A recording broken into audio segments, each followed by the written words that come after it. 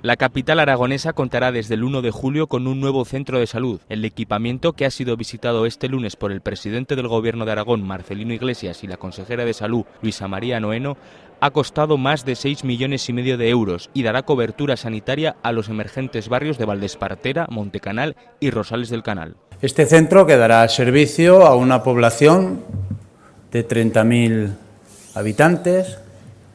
Todavía no están hoy aquí, pero esa es la ventaja y eso es lo que quiero subrayar de esta acción del Salud de Aragón, el que cuando todavía está el barrio conformándose, un barrio nuevo en la ciudad de Zaragoza, tenemos servicios como el Salud que van por delante.